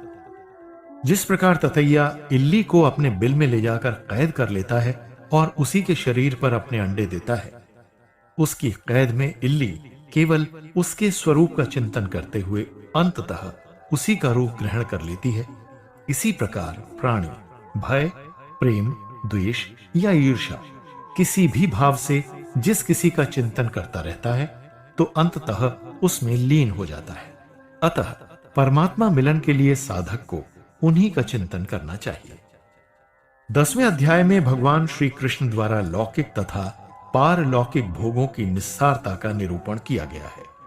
इसमें आत्मा व परमात्मा की एक रूपता को स्पष्ट करते हुए श्री कृष्ण कहते हैं, जब तक जीव में मैं और मेरेपन का अभिमान है, तब तक आत्मा के एकत्व की अनुभूति नहीं होती। इसी अनुभूति के अभाव के कारण जीव को काल अथवा कर्म के अधीन रहना पड़ता है। अज्ञानवश देह आदि में अभिमान होने के कारण आत्मा का काल, जीव, स्वभाव और धर्म आदि अनेक नामों से निरूपण होने लगता है। इसलिए आत्मा के एकत्व का अनुभव करना चाहिए। सत्य यही है कि मेरे अतिरिक्त और कोई वस्तु नहीं है। 11वें से 15वें अध्याय तक बद्ध, मुक्त एवं भक्त जन के लक्षणों, सत्संग की महिमा, कर्म त्याग की विधि, हंस रूपी भगवान द्वारा सनकादि मुनिगण को दिए गए उपदेश, भक्ति योग की महिमा, ध्यान विधि तथा विभिन्न सिद्धियों के नाम और लक्षणों का वर्णन किया गया है। 16वें से 28वें अध्याय तक भगवान की विभूतियों, वर्णाश्रम, धर्म, भक्ति ज्ञान व यम नियमादि साधनों, ज्ञान योग, कर्म योग, भक्ति योग, गुण दोष व्यवस्था के स्वरूप एवं रहस्य सांख्य योग, क्रिया योग तथा तत्वों और तीनों गुणों की वृत्तियों का निरूपण किया गया है। 29वें अध्याय में भगवान श्री कृष्ण भागवत धर्म का निरूपण करते हुए कहते हैं, भक्तों को चाहिए कि वो सभी कर्म मेरे लिए करें और धीरे धीरे मेरे स्मरण का अभ्यास बढ़ाएं। इससे कुछ ही दिनों में उनका मन और आत्मा स्वयं मुझ में समर्पित हो जाएंगे। साधुजन जिन पवित्र स्थानों पर निवास करते हों वो वहीं रहें और देवता, दैत्य अथवा मनुष्यों में जो मेरे अनन्य भक्त हैं उनके आचरणों का अनुसरण करें। भक्त को चाहिए कि वो सृष्टि के सभी प्राणियों और पदार्थों में मेरा दर्शन करता रहे, क्योंकि मैं आत्मा हूं और सभी में एक समान रूप में स्थित हूं। ऐसा करने वाला और समस्त प्राणियों के प्रति समान भाव रखने वाला भक्त ही सच्चा परम ज्ञानी कहलाता है। इससे साधक के चित्त से ईर्ष्या, द्वेष, तिरस्कार, अहंकार, क्रोध और स्पर्धा आदि दोष दूर हो जाते हैं। मैं श्रेष्ठ हूं और वो बुरा है। साधक ऐसी भावना और लोक लज्जा का त्याग करते हैं। जब तक उसे सभी प्राणियों में भगवत भावना न होने लगे तब तक मन, वाणी और शरीर के संकल्पों और कर्मों द्वारा मेरी उपासना करता रहे। जब इस प्रकार से ब्रह्म बुद्धि का अभ्यास किया जाता है तो कुछ ही दिनों में उसे ज्ञान प्राप्त होकर सब कुछ ब्रह्म स्वरूप दिखने लगता है। उसके सभी संदेह समाप्त हो जाते हैं और वो मेरा साक्षात्कार मुझे प्राप्त कर लेता है। मेरा यह संवाद परम पवित्र है। जो भक्त प्रतिदिन इसका पठन कर दूसरों को सुनाएगा उसके समस्त पाप नष्ट हो जाएंगे। इसका नित्य श्रवण करने वाला भक्त कर्म बंधन से मुक्त होकर मुझे प्राप्त कर लेगा। इसके बाद उद्धव जी के बद्रिकाश्रम प्रस्थान का वर्णन है। तत्पश्चात 30वें अध्याय में प्रभास क्षेत्र में यदुवंश के विनाश, बलराम जी द्वारा अपने लोक पधारने, जरा नामक व्याध यानी शिकारी द्वारा श्री कृष्ण को हिरण समझकर उनके पैर में बाण मारने तथा भगवान श्री कृष्ण की कृपा से जरा के स्वर्ग जाने के प्रसंग वर्णित हैं। 31वें अध्याय में भगवान श्री कृष्ण के स्वधाम गमन का बड़ा सुंदर तथा भव्य चित्रण किया गया है। तदनंतर शेष द्वारिका वासियों का अर्जुन के साथ इंद्रप्रस्थ जाने तथा समुद्र द्वारा द्वारिका को जल में डुबोने के संक्षिप्त वर्णन के साथ ये स्कंध समाप्त हो जाता है। 12 स्कंध कलयुग के राजवंशों के वर्णन के साथ ये स्कंध आरंभ होता है। इसमें कलयुग के धर्म का वर्णन करते हुए शुकदेव जी कहते हैं, जैसे जैसे पृथ्वी पर कलयुग का आगमन होगा वैसे वैसे यहां से धर्म, सत्य, पवित्रता, क्षमा, दया, आयु, बल एवं स्मरण शक्ति का लोप होता जाएगा। इस युग में जिसके पास धन होगा उसी को कुलीन, सदाचारी और सात्विक माना जाएगा। जिसके हाथ में शक्ति होगी केवल वही धर्म और न्याय को अपने अनुकूल करा सकेगा। कुल, शील और योग्यता आदि का कोई महत्व नहीं होगा। ब्राह्मण की पहचान उसके गुण स्वभाव से नहीं बल्कि यज्ञोपवीत से होगी। दंड, कमंडलु, वस्त्र आदि ब्रह्मचारी और सन्यासी की पहचान होंगे। लोग धर्म का सेवन केवल यश प्राप्ति के लिए ही करेंगे। संपूर्ण पृथ्वी पर दुष्टों का बोलबाला होगा। राजा अत्यंत क्रूर और लोभी होंगे। उनमें और लुटेरों में कोई भेद नहीं रहेगा। मनुष्यों में चोरी, झूठ, हिंसा आदि कुकर्मों की वृद्धि होगी। कलयुग के दोषों से बचने का एकमात्र उपाय भगवान श्री कृष्ण के रूप, गुण, नाम और लीलाओं का श्रवण, कीर्तन, ध्यान और पूजन है। इससे वो मनुष्यों के सभी पापों का नाश कर उन्हें परम पवित्र कर देते हैं। तीसरे अध्याय में राज्य, युग, धर्म और कलयुग के दोषों से बचने के लिए नाम संकीर्तन की महिमा का उल्लेख किया गया है। चौथे अध्याय में प्रलय के 4 प्रकारों का वर्णन है। इसके बाद परीक्षित की परम गति, जन्मेजय का सर्प यज्ञ और वेदों के शाखा भेद के प्रसंग हैं।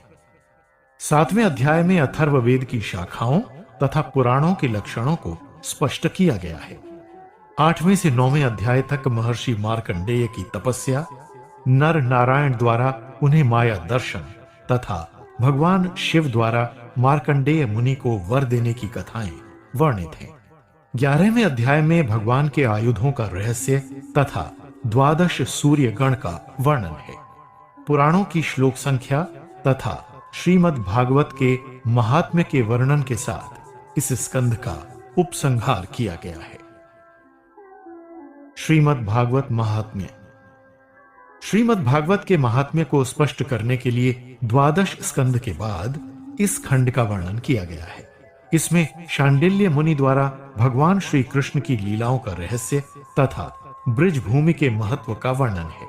तत्पश्चात यमुना एवं श्री कृष्ण पत्नियों के संवाद, कीर्तनोत्सव में उद्धव जी के प्रकट होने, श्रीमद् भागवत की परंपरा एवं महात्म्य तथा भागवत श्रवण से श्रोताओं के भगवत धाम की प्राप्ति का वर्णन है। श्रीमद् भागवत के स्वरूप, प्रमाण, श्रोता वक्ता के लक्षण, पठन श्रवण विधि तथा उसके महात्म्य के निरूपण के साथ ये पुराण समाप्त होता है। श्रीमद् भागवत पुराण की कथा, प्रेत योनि से मुक्ति। प्राचीन समय की बात है। तुंगभद्रा नदी के तट पर एक सुंदर नगर बसा था। वहां के निवासी धर्मपरायण और सत्कर्मों में तत्पर रहने वाले थे। उस नगर में आत्मदेव नाम का एक ब्राह्मण रहता था। वो बड़ा धर्मात्मा, सदाचारी और दयालु स्वभाव का था। धर्म का नियमित पालन करने के कारण वो सभी के लिए सम्माननीय था। उसका विवाह धुंधुली नामक एक उच्च कुल की सुंदर युवती से हुआ। किंतु धुंधुली जितनी सुंदर थी उतनी ही हठीली, क्रूर, ईर्ष्यालु, लोभी और दुष्ट स्वभाव की थी। उसका व्यवहार रूखा और कलहकारी था। तथापि आत्मदेव और धुंधुली का जीवन आनंद पूर्वक बीत रहा था। इस प्रकार अनेक वर्ष बीत गए, किंतु उन्हें संतान सुख प्राप्त न हुआ। संतान प्राप्ति के लिए उन्होंने विभिन्न पुण्य कर्म किए, लेकिन उनकी अभिलाषा पूरी नहीं हुई। अतः आत्मदेव दुखी रहने लगा। एक दिन दुखी आत्मदेव प्राण त्यागने का निश्चय करके घर से निकला। मार्ग में एक सरोवर देखकर वो कुछ क्षणों के लिए वहीं किनारे पर बैठ गया। तभी वहां एक सन्यासी आए। उनका मुख सूर्य के समान तेजमय था। आत्मदेव को दुखी देखकर वो उसके पास गए और बोले, वत्स, तुम इस वन में क्या कर रहे हो? तुम्हें क्या दुख है जो तुम्हारा शरीर इतना दुर्बल हो गया है? निस्संकोच मुझे बताओ वत्स। सन्यासी की करुणामय वाणी सुनकर आत्मदेव को परम शांति और सुख का अनुभव हुआ। उसने उन तेजस्वी सन्यासी के चरण पकड़ लिए और व्यथित स्वर में अपने निसंतान होने की बात बताई। सन्यासी परम दयालु और योगनिष्ठ थे। आत्मदेव की बात सुनकर उनके मन में दया का सागर उमड़ आया। कुछ क्षण उसके मस्तक की रेखाएं देखने के बाद वो बोले, वत्स, तुम संतान प्राप्ति का विचार छोड़ दो। पूर्व कर्मों के अनुसार तुम्हें कोई संतान नहीं हो सकती। इसलिए सांसारिक मोह माया को त्याग कर प्रभु भक्ति में अपना चित्त लगाओ। इससे तुम्हें लोक और परलोक में सुख प्राप्त होगा। किंतु आत्मदेव अपने निश्चय पर दृढ़ रहा।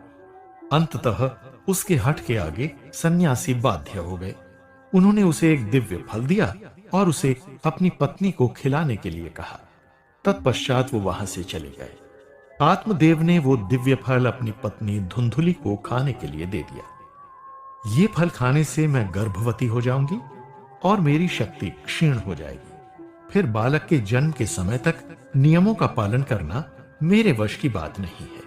जिस स्त्री के संतान होती है उसके सिर पर सदा बालक के लालन पालन की चिंता सवार रहती है।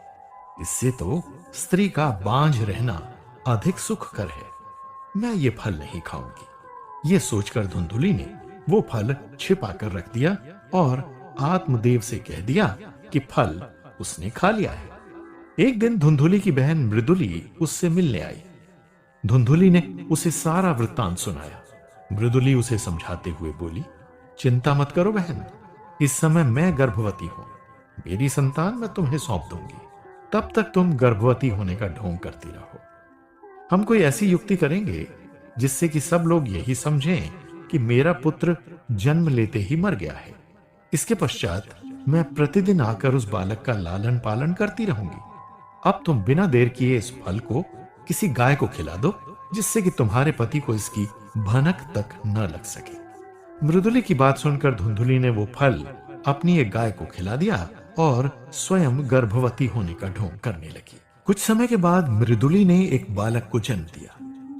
मृदुली ने उसी समय अपने पति द्वारा वो बालक धुंधुली के घर पहुंचा दिया और आसपास ये बात फैला दी कि उसका पुत्र जन्म लेते ही मर गया है।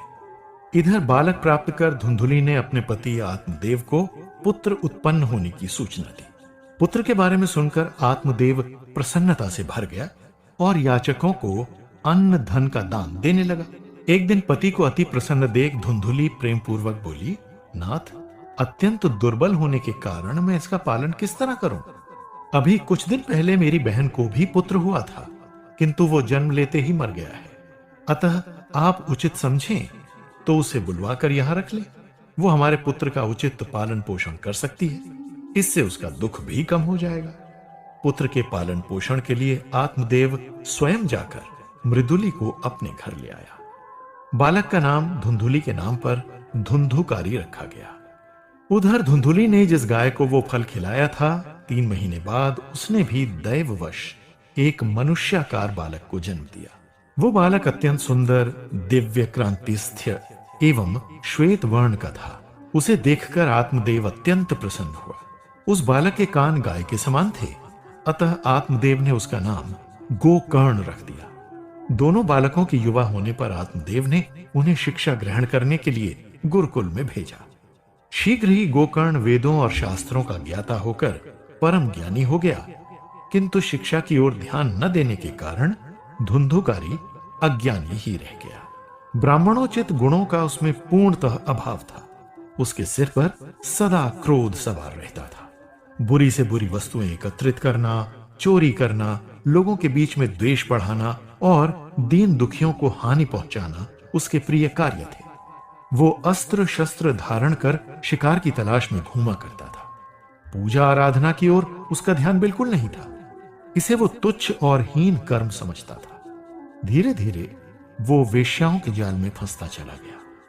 उसके इस व्यसन ने आत्मदेव की सारी प्रतिष्ठा और संपत्ति बर्बाद कर दी। ये देखकर वो अत्यंत दुखी हो गया। तब गोकर्ण उसे वैराग्य का उपदेश देते हुए बोला, पिताश्री, ये सारा जगत प्राणियों को दुख रूपी सागर तथा मोह रूपी भंवर में डालने वाला है। पुत्र, स्त्री, धन, ये मोह माया के बंधन है और जो भी इन बंधनों में फंसता है उसे अनेक दुख भोगने पड़ते हैं। इनके अधीन रहने वाला मनुष्य सदा दुख की भीषण अग्नि में जलता है। सुख की प्राप्ति तो केवल मनुष्यों को ही होती है। इसलिए आप भी मोह रूपी अज्ञान को त्याग दें। ऐसे मोह में फंसकर मनुष्य को भयंकर नरक में जाना पड़ता है। मृत्यु के बाद शरीर पंच तत्व में लीन हो जाता है और केवल आत्मा शेष रह जाती है। अतः आप मोह माया छोड़कर वन में चले जाएं और प्रभु भक्ति कर जीवन मृत्यु के इस चक्र से मुक्त हो जाएं। गोकर्ण की बात सुनकर आत्मदेव के ज्ञान चक्षु खुल गए। उसके अंतःकरण में एक दिव्य प्रकाश फैल गया। वो हर्षित होकर बोला, वत्स, मैं कितना मूर्ख और अज्ञानी था जो आज तक मोह माया के बंधनों में फंसा रहा। मनुष्य शरीर तो एक भ्रम मात्र है। तुमने आज मेरे अज्ञान रूपी अंधकार को समाप्त कर मेरा उद्धार कर दिया। मैं इसी समय वन में जाने के लिए तैयार हूं, किंतु मुझे वहां क्या करना होगा इस विषय में विस्तार से बताओ। गोकर्ण बोला, पिताश्री, ये शरीर पंच तत्वों से निर्मित है। इसे मैं मानना छोड़ दें। संसार को स्थायी न मानकर क्षण भंगुर समझें। समस्त प्रकार के विषय भोगों से विमुख होकर पर ब्रह्म भगवान श्री कृष्ण की भक्ति में लीन हो जाएं। इस प्रकार गोकर्ण ने आत्मदेव को वैराग्य ज्ञान प्रदान किया। आत्मदेव वन में जाकर भगवान श्री कृष्ण की कृपा प्राप्त करने के लिए उनकी पूजा उपासना करने लगा। नियम पूर्वक श्रीमद् भागवत का पाठ करने से अंत में उसने भगवान श्री कृष्ण के परम धाम को प्राप्त किया। पिता आत्मदेव के वन गमन के बाद धुंधुकारी पूर्णतः स्वतंत्र हो गया और उसके उपद्रव बढ़ते गए। धन के लिए वो धुंधुली को डराने धमकाने लगा। अंत में उसके उपद्रवों से दुखी होकर धुंधुली ने कुएं में कूदकर प्राण त्याग दिए। माता पिता की मृत्यु के बाद गोकर्ण तीर्थ यात्रा पर निकल गया। अब धुंधुकारी वेश्याओं के साथ ही रहने लगा। उनके लिए भोग सामग्री जुटाने की चिंता ने उसकी बुद्धि नष्ट कर दी। वो दुष्कर्म करने लगा। एक बार उसने राजमहल में चोरी की। तब उन वेश्याओं ने सोचा, ये नित्य चोरी करता है, आज इसने राजमहल में चोरी की है। यदि ये पकड़ा गया तो इसके साथ हमें भी दंड भुगतना पड़ेगा। अतः क्यों ना हम इसे मारकर सारा धन लेकर यहां से चली जाएं? किसी को इस बात का पता भी नहीं चलेगा।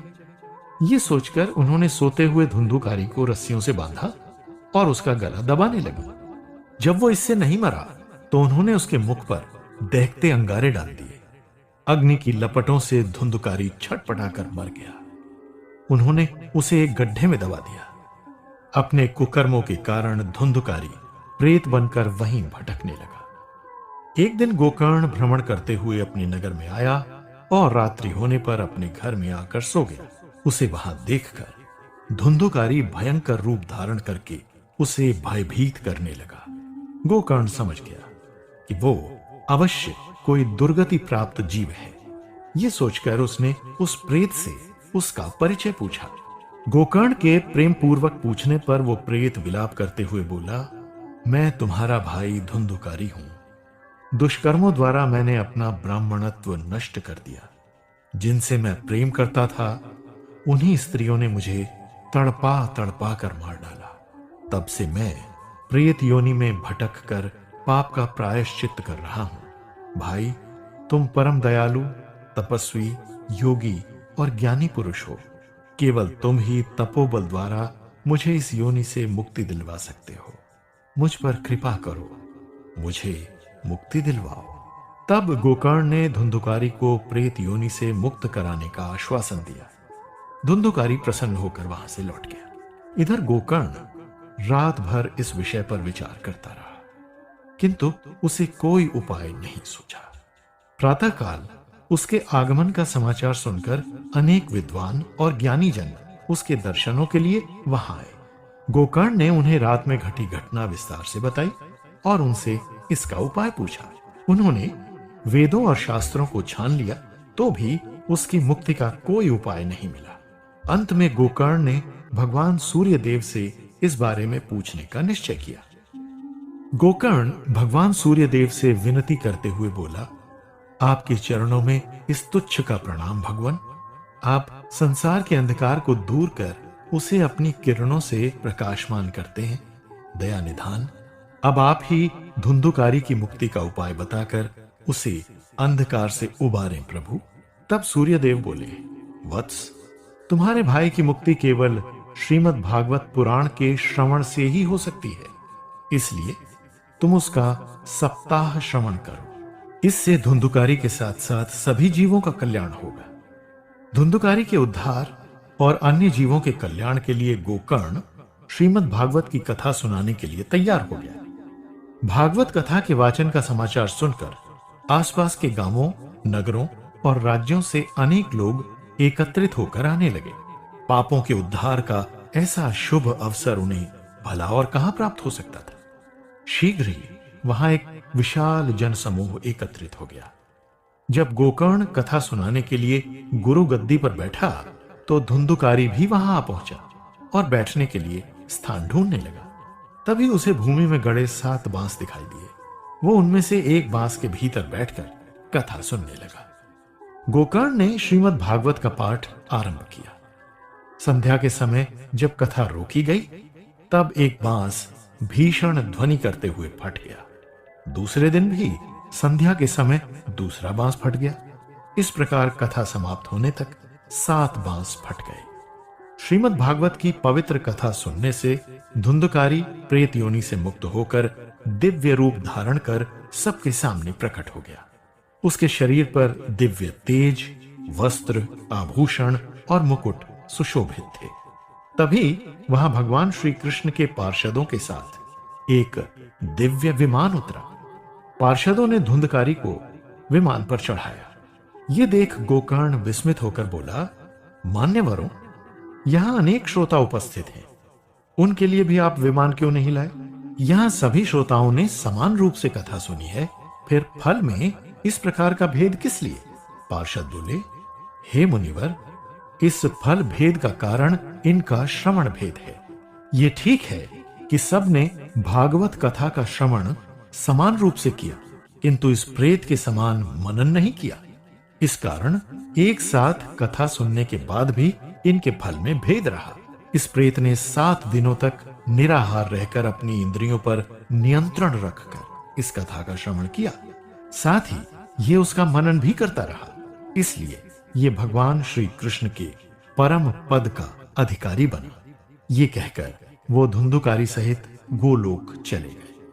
तब गोकर्ण ने पुनः कथा सुनानी आरंभ की और श्रोताओं ने उसे फिर सुना। कथा समाप्ति पर भगवान श्री कृष्ण स्वयं वहां पधारे। देवगण गोकर्ण पर पुष्प वर्षा करने लगे। तत्पश्चात भगवान श्री कृष्ण गोकर्ण सहित समस्त श्रोतागण को लेकर गोलोक चले गए। इस प्रकार भागवत कथा के श्रवण से सभी भक्तजन भगवान श्री कृष्ण के परम पद को प्राप्त हुए।